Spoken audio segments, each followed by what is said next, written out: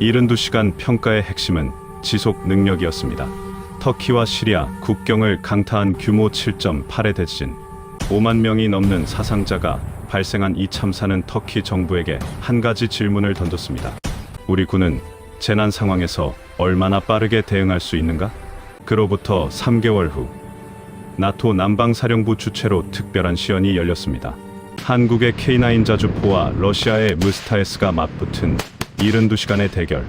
터키 대통령 에르도안이 직접 지켜본 이 시연에서 세계는 예상치 못한 결과를 목격하게 됩니다.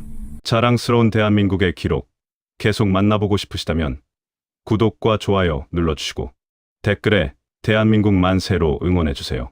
영상 시작합니다.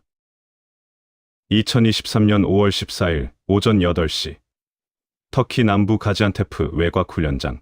3개월 전 대지진으로 무너진 건물 잔해가 아직도 곳곳에 남아있는 이곳에 나토 남방사령부 소속 관측단 23명이 도착했습니다. 그들 뒤로 터키군 포병여단 소속 장교 12명과 방위산업청 관계자들이 줄지어 섰습니다. 훈련장 동쪽 끝에는 2월 6일 지진 당시 무너진 5층 건물이 그대로 방치되어 있었습니다. 5만 6천 명의 사망자를 낸 그 악몽이 터키 정부에게 던진 질문은 명확했습니다. 재난 상황에서 군이 얼마나 빠르게 대응할 수 있는가? 그 답을 찾기 위한 72시간의 시험이 지금 시작되려 하고 있었습니다. 훈련장 중앙에는 두 대의 자주포가 나란히 배치되어 있었습니다. 왼쪽은 한국산 K9 자주포, 전장 12m, 전투 중량 47톤. 오른쪽은 러시아산 ES-19 무스타, 전장 12.3m, 전투 중량 42톤. 두 자주포 사이 거리는 정확히 50m. K9의 52구경 155mm, 포시는 아침 햇살을 받아 둔탁하게 빛났고 무스타의 47구경 152mm 포시는 아직 그늘 속에 있었습니다. 나토 남방사령부 작전국장 마르코 디 로렌조 준장이 쌍안경을 들어 올렸습니다. 이탈리아 육군 출신인 그는 30년간 포병을 다뤄온 전문가였습니다. 그의 손에 든 평가표에는 발사 속도, 명중률, 내구성 등 18개 항목이 빼곡히 적혀 있었습니다. 72시간 연속 작전 능력 평가를 시작한다. 디 로렌조 준장의 선언이 확성기를 통해 훈련장에 울려 퍼졌습니다. 이 시연은 단순한 성능 비교가 아니었습니다. 터키 정부는 자주포 240문 도입을 결정했고 한국과 러시아가 최종 후보였습니다. 계약 규모는 28억 달러, 우리 돈 3조 7천억 원. 여기에는 포탄 5만 발과 10년간 정비 지원이 포함되어 있었습니다. 터키는 이미 K9 12문을 운용 중이었지만 이번 대규모 도입은 차원이 달랐습니다. 에르도안 대통령은 이틀 후 이곳을 직접 방문하기로 되어 있었습니다. K9 운용팀을 이끄는 한국방위사업청 파견 김태균 중령은 훈련장 가장자리에 설치된 지휘소에서 무전기를 확인했습니다. 육군사관학교 51기 출신인 그는 포병으로 20년을 복무했고 K9 개발 과정에도 참여했습니다. 그의 옆에는 한화디펜스 기술진 8명이 노트북을 펼쳐놓고 대기하고 있었습니다. K9 안에는 터키군에 파견된 한국군 포병 부사관 4명이 탑승해 있었습니다. 그들은 지난 2주간 터키군 승무원들에게 운용법을 교육했습니다. 무스타 팀은 러시아 우랄바곤자보드 소속 기술자 6명과 터키군에 파견된 러시아군 고문관 3명으로 구성되어 있었습니다. 그들은 무스타 옆에 천막을 쳤고 각종 공구와 예비 부품 상자를 쌓아 올렸습니다. 포신 예비 부품 2세트, 유압 펌프 3개, 사격 통제 장치 기판 5개. 김태균 중령은 쌍안경으로 러시아 팀을 살펴봤습니다. 예비 부품을 저렇게 많이 가져왔다는 건 72시간 연속 작전이라는 조건이 얼마나 가혹한지 러시아 팀도 잘 알고 있다는 증거였습니다. 오전 9시 첫 번째 과제가 발표됐습니다. 25km 거리 목표물 20개, 각 자주포당 포탄 100발, 제한시간 3시간. 디 로렌조 준장이 스톱워치를 눌렀습니다. 목표물은 훈련장 북쪽 산기슭에 설치된 콘크리트 표적이었습니다. 가로 3m, 세로 2m 크기의 표적 20개가 100m 간격으로 배치되어 있었습니다. K9이 먼저 움직였습니다. 포탑이 회전하고 포신이 각도를 조정하는 시간 12초. 자동 사격 통제 장치가 바람, 습도, 기압을 계산해 최적의 발사각을 산출했습니다. 첫 발이 발사됐습니다. 굉음과 함께 포신에서 불길이 뿜어져 나왔고 3초 후 자동장전 장치가 다음 포탄을 장전했습니다. 분당 발사, 속도 6발. K9의 핵심 기술이었습니다. 무스타는 18초 후에 첫 발을 쐈습니다. 포신 각도 조정이 수동이었고 장전 속도도 분당 4발로 느렸습니다. 나토 관측단은 스톱워치와 쌍안경을 번갈아가며 들여다봤습니다. 30분이 지났을 때 차이가 벌어지기 시작했습니다. K9은 47발을 발사했고 무스타는 31발에 그쳤습니다. 발사 속도뿐 아니라 명중률에서도 차이가 났습니다. K9은 47발 중 44발이 목표 반경 10m 안에 떨어졌지만 무스타는 31발 중 23발만 명중시켰습니다. 터키군 포병여단장 메흐메트 오즈칸 대령이 팔짱을 끼고 K9을 바라봤습니다. 자동화 수준이 우리 예상보다 높군. 그의 옆에 선 터키 방위산업청 차관 아흐메트 유르트는 아무 말도 하지 않았습니다. 그저 무스타 쪽을 힐끗 쳐다봤을 뿐입니다. 1시간이 지나자 K9은 92발을 쏘았고 무스타는 61발이었습니다. 발사 속도 격차는 계속 벌어졌습니다. 디 로렌조 준장 옆에 선 독일군 포병 전문가 한스 슈미트 대령이 메모를 시작했습니다. 무스타 팀 책임자인 러시아군 고문관 이고르 소콜로프 중령은 무전기를 들고 뭔가 지시를 내렸습니다. 2시간 30분이 지났을 때 K9이 100발을 모두 소진했습니다. 목표물 20개 중 19개가 파괴됐습니다. 명중률 95%. 무스타는 아직 76발째를 쏘고 있었습니다. 김태균 중령은 손목 시계를 확인했습니다. 72시간은 3일. 지금부터가 진짜 승부였습니다. K9 승무원들은 포탑 안에서 물을 마시며 다음 과제를 기다렸습니다. 포신 온도는 섭씨 380도까지 올라갔다가 냉각 시스템 덕분에 20분 만에 150도로 떨어졌습니다. 러시아 팀은 무스타 포신 온도를 확인하느라 분주했습니다. 디 로렌조 준장은 기록 용지에 뭔가를 적어 넣었습니다. 첫 번째 과제, K9 완승. 하지만 이것은 시작에 불과했습니다. 훈련장 위로 5월의 뜨거운 햇살이 내리쬐었습니다. 오전 11시 30분, 무스타가 100발 발사를 완료했습니다. 소요 시간 2시간 51분, K9보다 21분이 더 걸렸습니다. 러시아 팀은 즉시 무스타 점검에 들어갔습니다. 이고르 소콜로프 중령이 포탑 위로 올라가 포신 상태를 확인했습니다. 그의 손이 포신 외벽을 더듬었습니다. 여전히 뜨거웠습니다. 섭씨 390도. K9보다 냉각 속도가 느렸습니다. 무스타의 냉각 시스템은 공냉식이었고 K9은 수냉식이었습니다. 기술 세대 차이가 이미 드러나고 있었습니다. 김태균 중령은 한화 디펜스 기술진들과 간단한 회의를 했습니다. 다음 과제는 뭘까요? 이준호 책임연구원이 물었습니다.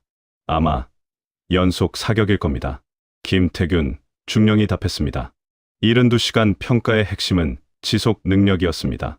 한 번 잘 쏘는 것이 아니라 3일 내내 쉬지 않고 쏠 수 있는가. 그것이 재난 대응 능력의 척도였습니다. 터키 정부가 원하는 건 지진 같은 재난 상황에서 장시간 작전을 수행할 수 있는 자주포였습니다. 정오, 디 로렌조 준장이 두 번째 과제를 발표했습니다. 30km 거리 이동 목표물. 각 자주포당 포탄 150발. 제한 시간 4시간. 단, 중간 정비 없이 연속 사격. 이동 목표물이라는 조건이 추가됐습니다. 훈련장 서쪽에 설치된 레일 위로 표적 10개가 시속 15km로 움직이고 있었습니다. 사격 통제 장치의 추적 능력을 시험하는 과제였습니다. 나토 관측단은 각 표적에 센서를 부착해 명중 시각과 위치를 기록했습니다. K9이 다시 먼저 시작했습니다. 포탑이 서쪽을 향해 회전했고 사격 통제 컴퓨터가 이동 목표물의 속도와 방향을 계산했습니다. 첫 발 발사 25초 후 목표물 명중.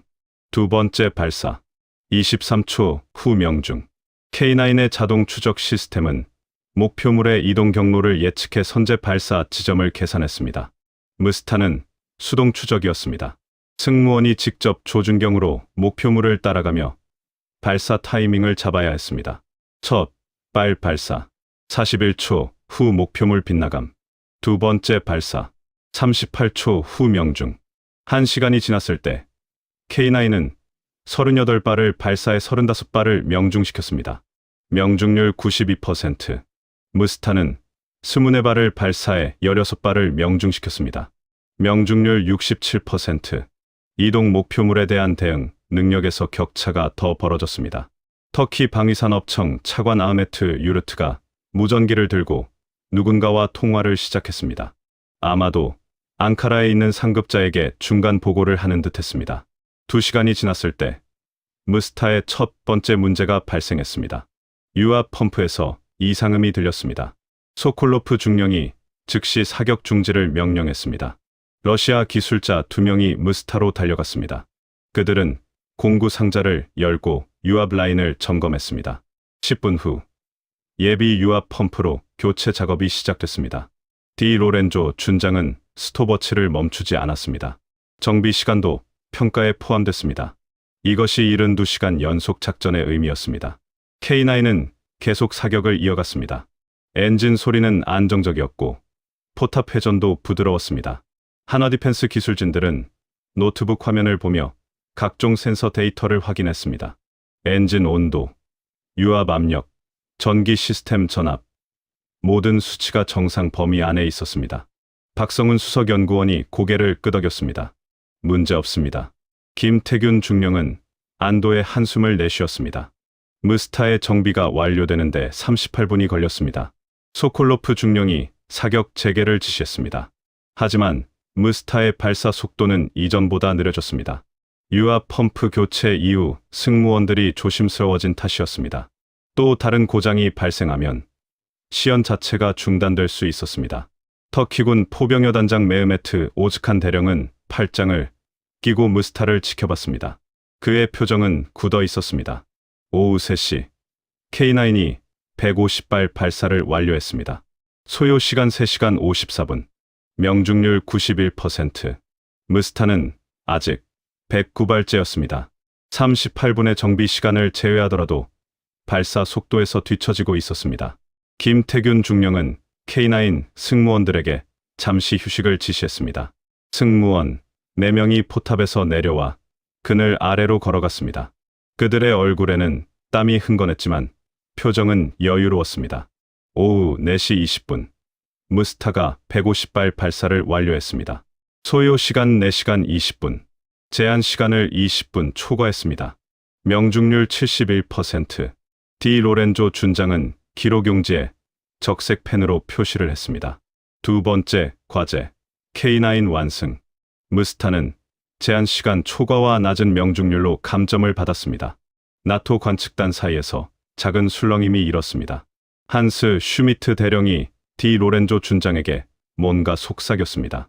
디 로렌조 준장은 고개를 끄덕이며 무전기를 들었습니다. 훈련장에 짧은 휴식 시간이 주어졌습니다. 하지만 이것은 휴전이 아니었습니다. 72시간의 시계는 여전히 돌아가고 있었고 앞으로 64시간이 남아 있었습니다. 김태균 중령은 하늘을 올려다봤습니다. 오후의 햇살은 더 뜨거워지고 있었습니다. 기온은 섭씨 35도. 내일은 더 더울 예정이었습니다. 오후 6시 해가 서쪽으로 기울기 시작했습니다. 디 로렌조 준장이 세 번째 과제를 발표했습니다. 야간 사격 평가. 오후 8시부터 새벽 4시까지 8시간 연속 작전. 35km 거리 목표물 200발. 야간 작전이었습니다. 자주포의 진가는 밤에 드러났습니다. 어둠 속에서 목표물을 찾아내고 정확히 타격하고 장시간 작전을 유지하는 능력. 그것이 현대전의 핵심이었습니다. 나토 관측단은 야간 투시경과 열화상 카메라를 설치했습니다. 목표 지역에는 적외선 표지판이 부착된 표적 30개가 배치됐습니다. 훈련장에 조명은 없었습니다. 오직 달빛과 별빛만이 훈련장을 비췄습니다. 김태균 중령은 K9 승무원들에게 마지막 점검을 지시했습니다. 야간 투시 장비, 열화상 조준경, 자동 사격 통제 장치, 모든 시스템이 정상 작동했습니다. 무스타 팀은 분주하게 움직였습니다. 소콜로프 중령은 승무원들을 모아놓고 뭔가 지시를 내렸습니다. 무스타의 야간 사격 장비는 K9보다 구형이었습니다. 열화상 장비가 아닌 1세대 야간 투시경을 사용했습니다. 해상도가 낮았고 35km 거리의 목표물을 식별하기 어려웠습니다. 러시아 기술자들은 조준경을 조정하고 렌즈를 닦았습니다. 오후 8시 어둠이 훈련장을 완전히 덮었습니다. 디 로렌조 준장이 시작 신호를 보냈습니다. K9의 포탑이 천천히 회전했습니다. 열화상 조준경이 목표 지역을 스캔했습니다. 화면에 30개의 열원이 표시됐습니다. 자동 사격 통제 장치가 각 표적의 좌표를 저장했습니다. 첫, 빨 발사. 어둠 속에서 포신이 불을 뿜었습니다. 섬광이 훈련장을 순간적으로 밝혔다가 사라졌습니다. 28초 후, 목표 지역에서 폭발음이 들렸습니다. 명중. 무스타는 조준에 시간이 걸렸습니다. 야간 투시경으로 35km 거리의 표적을 찾기가 쉽지 않았습니다. 승무원이 수동으로 조준경을 움직이며 목표물을 탐색했습니다. 3분이 지나서야 첫 발을 쐈습니다. 어둠 속에서 포성이 울렸습니다. 하지만 목표 지역에서는 폭발음이 들리지 않았습니다. 빗나갔습니다. 무스타가 두 번째 조준을 시작했습니다. 1시간이 지났을 때 K9은 23발을 발사해 21발을 명중시켰습니다. 야간 명중률 91%, 무스타는 14발을 발사해 8발을 명중시켰습니다. 야간 명중률 57%, 격차는 낮보다 더 벌어졌습니다. 터키군 네흐메트 오즈칸 대령은 야간 투시경으로 양쪽 자주포를 번갈아가며 관찰했습니다. 그는 무전기를 들고 누군가에게 보고를 했습니다. K9의 야간 작전 능력이 압도적입니다. 자정이 지나자 기온이 떨어지기 시작했습니다. 섭씨 18도, 사막 기후의 일교차였습니다. 무스타 승무원들은 추위에 떨며 작업을 계속했습니다. 포탑 내부 난방이 제대로 작동하지 않았습니다. K9 승무원들은 포탑 안에서 따뜻하게 작업을 이어갔습니다. 환경 제어 시스템이 포탑 내부 온도를 섭씨 22도로 유지했습니다. 새벽 2시, 무스타의 두 번째 문제가 발생했습니다. 자동 장전 장치 모터에서 이상음이 들렸습니다. 장전 속도가 눈에 띄게 느려졌습니다. 분당 4발에서 2발로 떨어졌습니다. 소콜로프 중령이 급히 사격을 중지시켰습니다. 러시아 기술자들이 다시 달려왔습니다. 어둠 속에서 손전등을 비추며 고장 부위를 찾았습니다. 모터 베어링이 마모됐습니다. 교체가 필요했습니다. K9은 계속 사격을 이어갔습니다. 어둠 속에서 규칙적으로 포성이 울렸습니다. 3초마다 한 발씩 기계처럼 정확한 리듬이었습니다. 나토 관측단은 열화상 카메라로 K9을 촬영했습니다. 한스 슈미트 대령이 디 로렌조 준장에게 뭔가 말했습니다. 이 정도 야간 작전 능력이라면 나토 표준을 충분히 만족합니다. 무스타의 정비는 1시간 20분이 걸렸습니다. 어둠 속에서 작업하느라 시간이 더 오래 걸렸습니다. 사격이 재개됐지만 승무원들의 피로가 쌓이고 있었습니다. 발사 속도는 더 느려졌고 명중률도 떨어졌습니다. 소콜로프 중령은 포탑 위에 서서 하늘을 올려다봤습니다. 동쪽 하늘이 조금씩 밝아오고 있었습니다. 새벽 4시, K9이 200발 발사를 완료했습니다. 소요 시간 8시간, 야간 명중률 89%, 무스타는 아직 147발째였습니다. 디 로렌조 준장은 무스타에게 30분의 추가 시간을 주었습니다.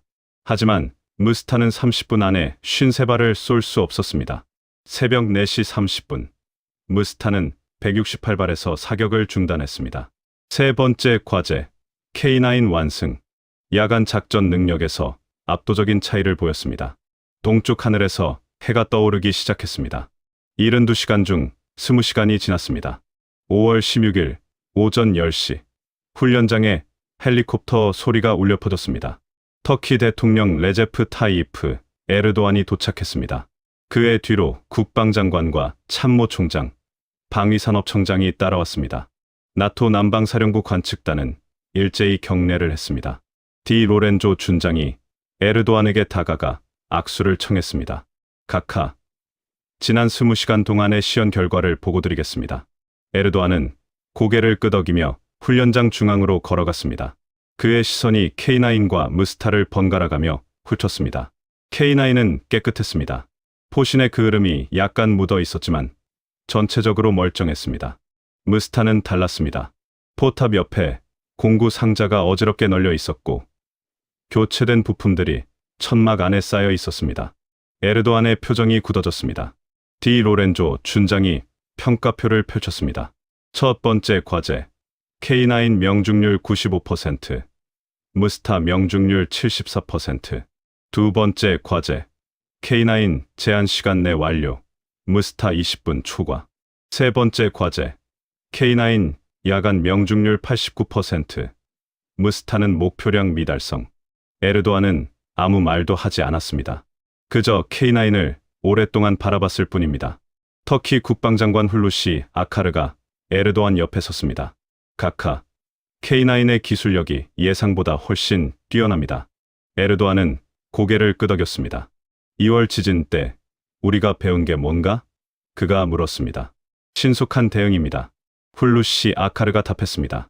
그렇다면 답은 이미 나와 있지 않은가? 에르도안의 목소리는 낮았지만 단호했습니다. 김태균 중령은 지휘소에서 그 장면을 지켜봤습니다. 그의 심장이 빠르게 뛰었습니다. 에르도안이 K9 쪽으로 걸어오기 시작했습니다. 김태균 중령은 급히 밖으로 나가 경례를 했습니다. 에르도안이 그를 바라봤습니다. 한국에서 오셨습니까? 통역관이 질문을 전달했습니다. 예, 카카. 대한민국 방위사업청 김태균 중령입니다. 에르도안은 K9을 가까이서 살펴봤습니다. 포신을 만져봤고 포탑을 두드려봤습니다. 몇 시간 동안 쉬지 않고 쐈습니까? 20시간입니다. 카카. 에르도안의 눈빛이 변했습니다. 고장은 없었습니까? 단 한 건도 없었습니다. 김태균 중령이 답했습니다. 에르도안은 무스타 쪽을 돌아봤습니다. 소콜로프 중령은 긴장한 표정으로 서 있었습니다. 에르도안이 디 로렌조 준장에게 물었습니다. 네 번째 과제는 무엇입니까?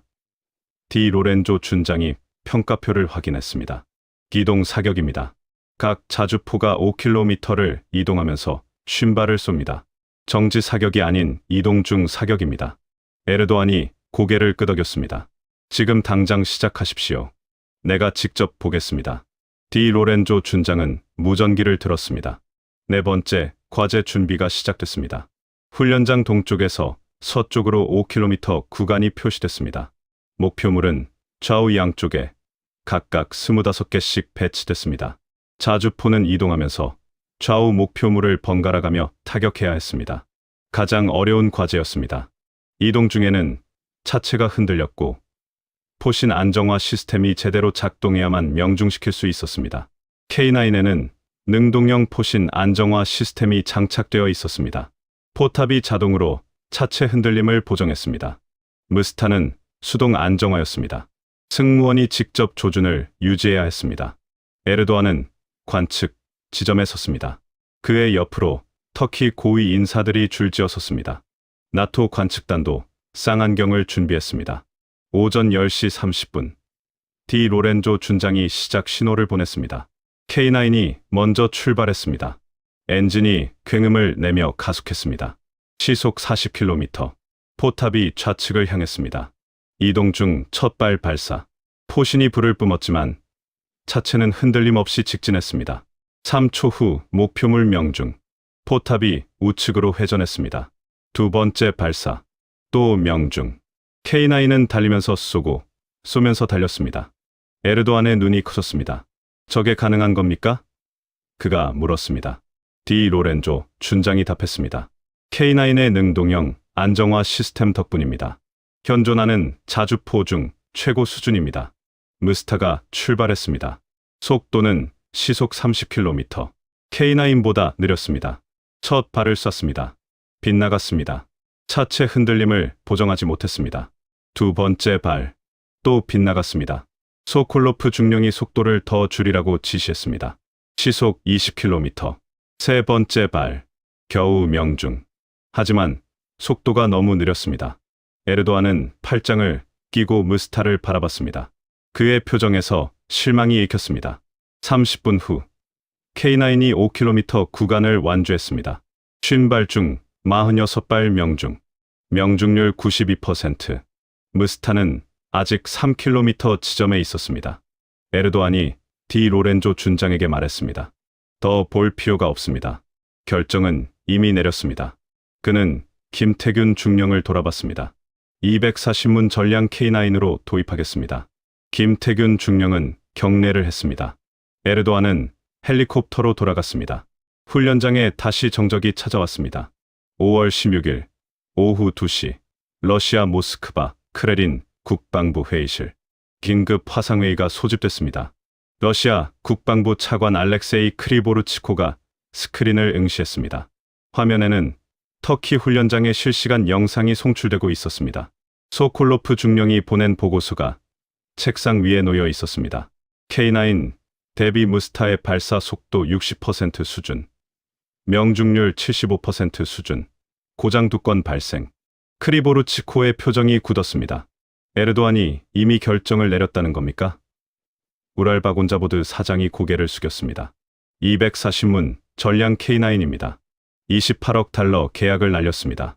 회의실에 무거운 침묵이 흘렀습니다. 러시아는 지난 3년간 터키의 무스타를 판매하기 위해 노력했습니다.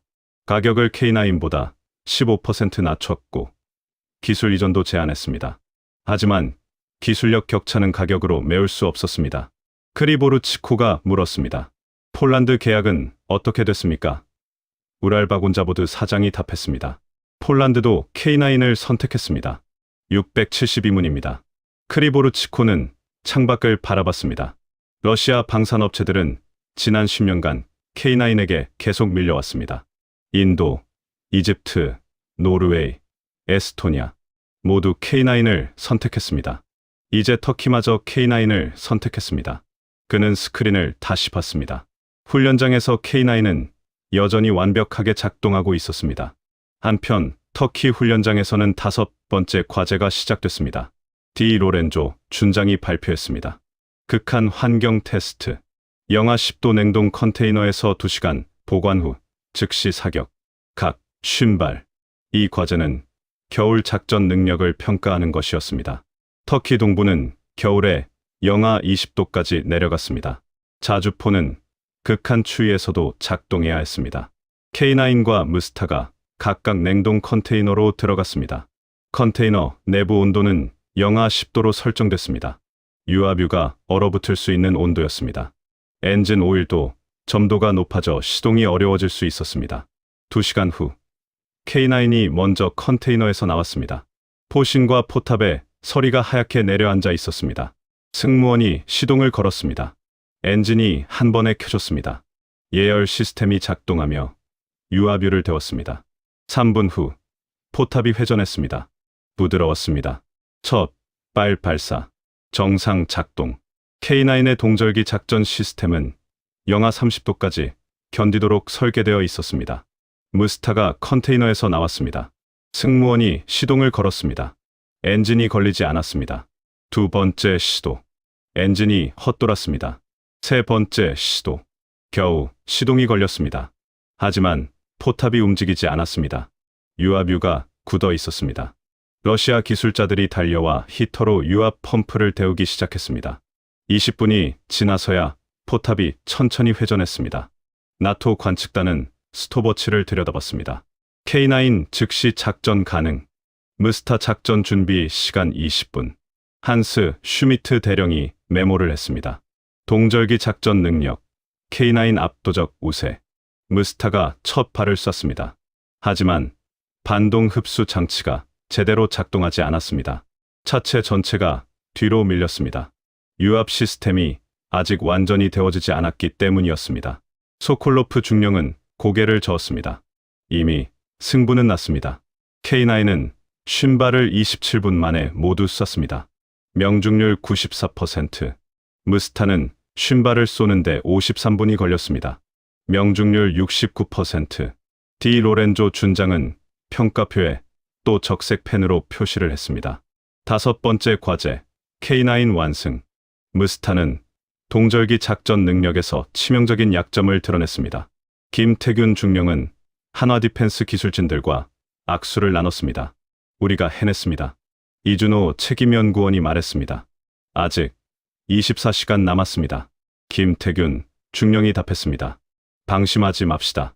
하지만 그의 얼굴에는 미소가 번졌습니다. 터키군 네흐메트 오즈칸 대령은 무전기로 앙카라에 보고를 했습니다. K9의 기술력은 검증됐습니다. 각하의 결정이 옳았습니다. 무스타 팀은 천막 안에서 조용히 짐을 싸기 시작했습니다. 소콜로프 중령은 K9을 멀리서 바라봤습니다. 그는 30년간 러시아 포병으로 복무하며 무스타를 사랑했습니다. 하지만 오늘 그는 인정할 수밖에 없었습니다.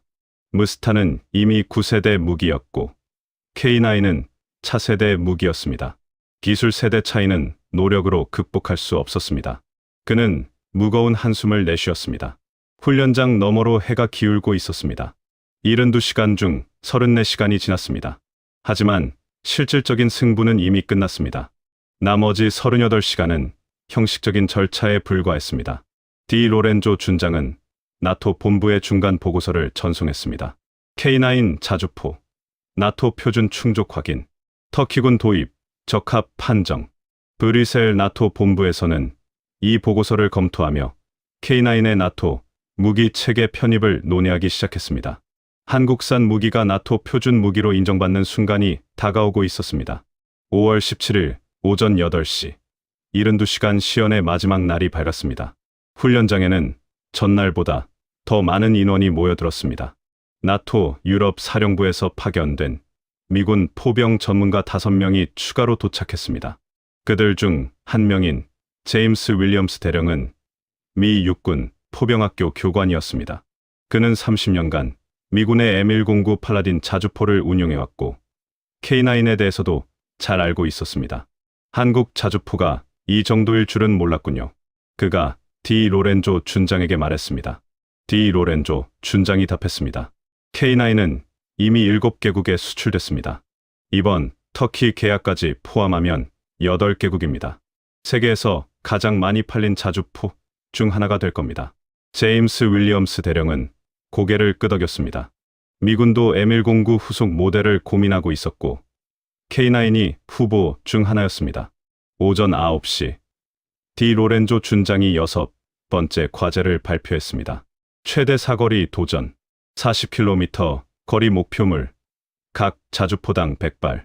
이것이 마지막 과제입니다. 40km는 K9의 최대 사거리였습니다. 통상 포탄으로는 30km였지만 로켓 추진 포탄을 사용하면 40km까지 도달할 수 있었습니다. 무스타의 최대 사거리는 37km였습니다. 이번 과제는 K9에게 유리했습니다.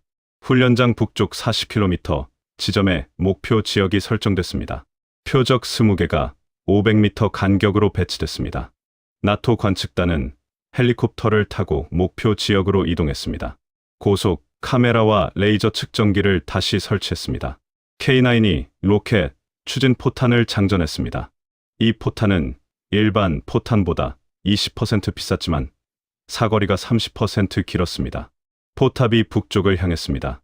사격 통제 컴퓨터가 40km 거리의 탄도를 계산했습니다. 바람 속도, 공기 밀도, 지구 자전까지 고려한 복잡한 계산이었습니다. 첫 발 발사. 포탄이 포물선을 그리며 날아갔습니다. 53초 후 헬리콥터에 탑승한 관측단으로부터 무전이 왔습니다. 목표물 명중 확인. K9의 40km 사격이 성공했습니다.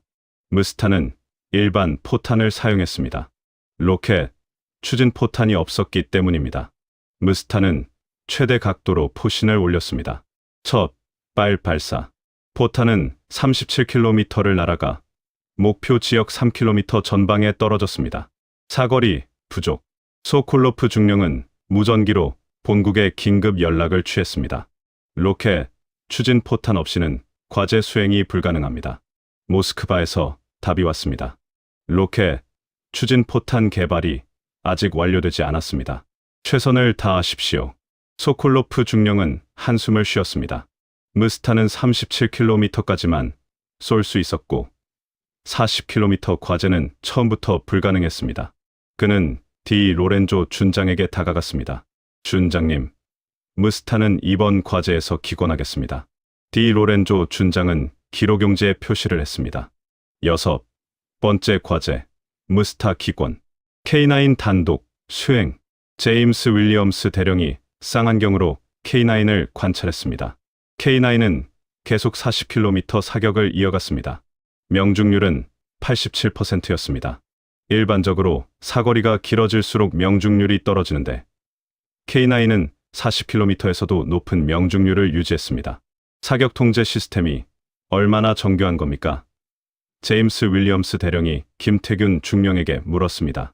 김태균 중령이 답했습니다. GPS와 관성항법 장치를 결합한 자동 사격 통제 시스템입니다. 기상 데이터를 실시간으로 반영하고 탄도를 자동 수정합니다. 제임스 윌리엄스 대령은 고개를 끄덕였습니다. 우리 M109보다 앞서 있군요. 그는 무언가 메모를 했습니다. 아마도 미 육군 본부에 보고할 내용이었을 것입니다. 2시간 후 K9이 100발 발사를 완료했습니다.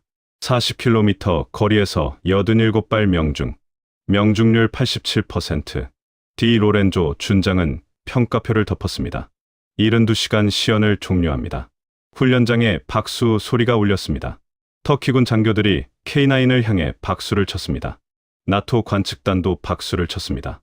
제임스 윌리엄스 대령도 박수를 쳤습니다. 김태균 중령은 K9 승무원들을 포옹했습니다. 그들은 72시간 동안 단 한 건의 고장도 없이 임무를 완수했습니다. 한화 디펜스 기술진들도 서로 악수를 나눴습니다. 이준호 책임연구원은 눈물을 흘렸습니다. 우리가 해냈습니다. 정말로 해냈습니다. 무스타 팀은 조용히 짐을 쌌습니다. 소콜로프 중령은 김태균 중령에게 다가와 악수를 청했습니다. 축하합니다. 당신들이 이겼습니다. 김태균 중령이 답했습니다.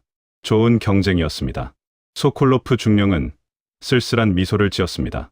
그는 K9을 마지막으로 한 번 쳐다본 후 무스타로 돌아갔습니다. 디 로렌조 준장이 최종 평가서를 작성했습니다. K9 자주포 6개 과제 중 5개 완승, 1개 단독 수행. 무스타 자주포 6개 과제 중 5개 패배, 1개 기권. 종합 평가 K9 압도적 우세. 터키군 도입 강력 추천.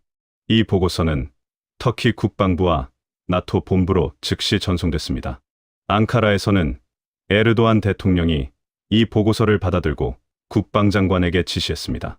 K9 240문 도입 계약을 즉시 체결하십시오. 5월 18일 계약서에 서명이 이뤄졌습니다. 28억 달러. 대한민국 방산 역사상 최대 규모의 자주포 수출이었습니다. 5월 20일 벨기에 브뤼셀 나토 본부 나토 방산조달위원회가 긴급 회의를 소집했습니다. 의장인 프랑스군 장 피에르 뒤퐁 중장이 회의를 주재했습니다. 회의실에는 나토 32개 회원국 대표들이 모여 있었습니다. 스크린에는 터키 훈련장에서 촬영된 K9의 영상이 재생되고 있었습니다. 72시간 동안 단 한 건의 고장도 없이 작전을 수행하는 모습, 40km 거리에서 87% 명중률을 기록하는 장면, 영하 10도에서 즉시 작전을 시작하는 광경. 회의실은 조용했습니다. 모두가 영상에 집중하고 있었습니다. 장 피에르 뒤퐁 중장이 입을 열었습니다. 여러분, 터키의 K9 도입 결정은 단순한 무기 구매가 아닙니다. 이것은 나토 남방 전선의 화력 표준을 바꾸는 결정입니다.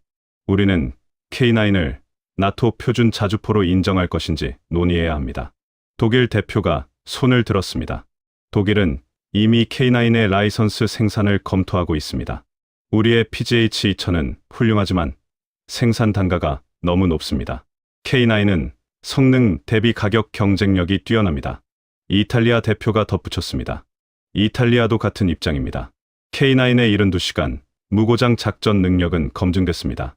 나토 표준으로 충분합니다. 미국 대표인 제임스 윌리엄스 대령이 발언했습니다. 미군은 현재 M109 팔라딘의 후속 모델을 고민하고 있습니다. K9은 강력한 후보입니다. 다만 우리는 미국 내 생산시설 구축을 조건으로 검토할 것입니다. 폴란드 대표가 말했습니다. 폴란드는 이미 K9 672문 도입 계약을 체결했습니다. 2026년부터 인도가 시작됩니다. K9이 나토 표준이 되면 우리의 상호 운용성이 크게 향상될 것입니다. 노르웨이, 에스토니아, 핀란드 대표들도 동의를 표했습니다. 그들 모두 K9을 도입했거나 도입을 검토 중이었습니다. 장 피에르 뒤퐁 중장이 정리했습니다. 그렇다면 표결에 붙이겠습니다. K9 자주포를 나토 표준 무기 체계로 인정하는 것에 찬성하십니까? 32개국 중 28개국이 찬성했습니다.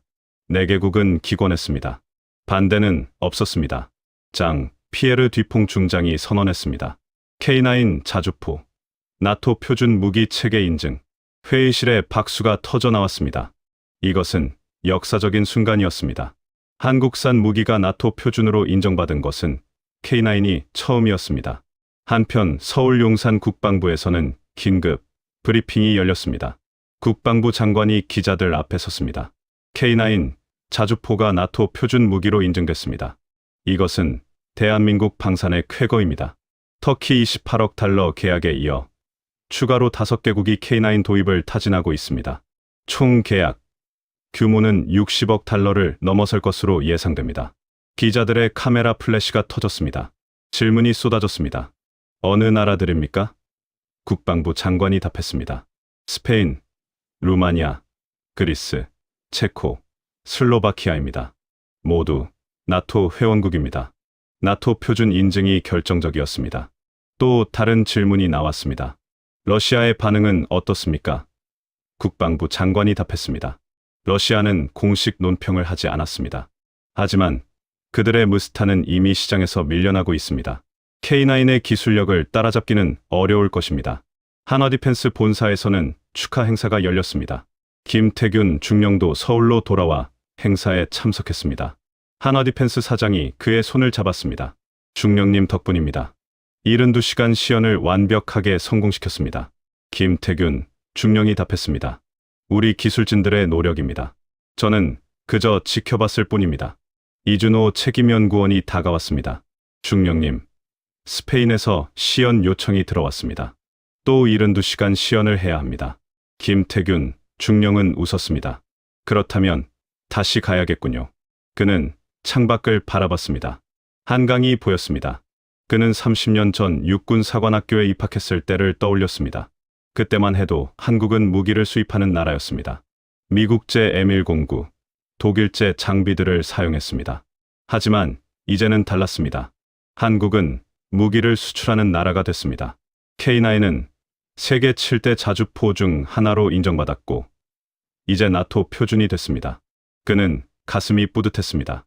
같은 시각 터키 가지안테프 훈련장은 이미 텅 비어 있었습니다.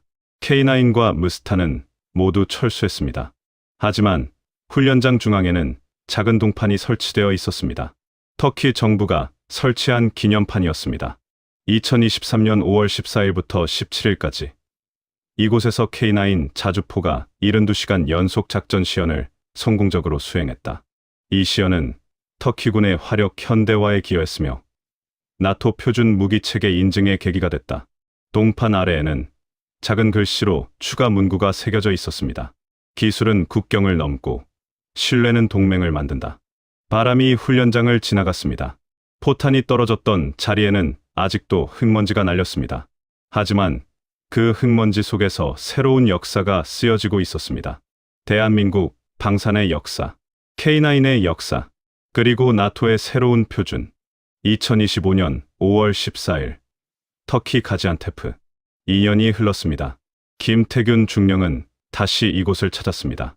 이제 그는 대령이었습니다. 진급 후 방위사업청 해외협력실장을 맡았습니다. 그의 옆에는 터키군 포병여단장 메흐메트 오즈칸 대령이 서 있었습니다.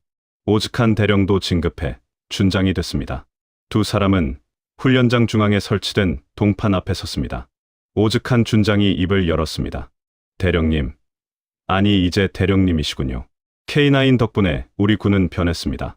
240문이 모두 배치됐고 작년 시리아 국경 위기 때 결정적 역할을 했습니다. 김태균 대령이 고개를 끄덕였습니다. 그는 그 소식을 들었습니다. 2024년 10월 시리아 반군이 터키 국경을 넘어 침투를 시도했을 때 K9 부대가 30분 만에 전개에 화력 지원을 했고 반군은 후퇴했습니다. 단 한 발의 오발도 없었습니다. 민간인 피해도 없었습니다. 정확한 타격이었습니다. 오즈칸 준장이 계속 말했습니다.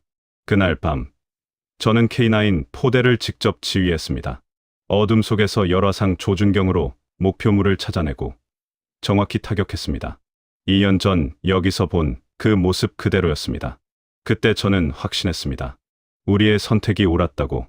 김태균 대령은 훈련장을 둘러봤습니다. 2년 전 K9이 서 있던 자리에는 이제 터키군 K9 자주포 1개 대대가 주둔하고 있었습니다.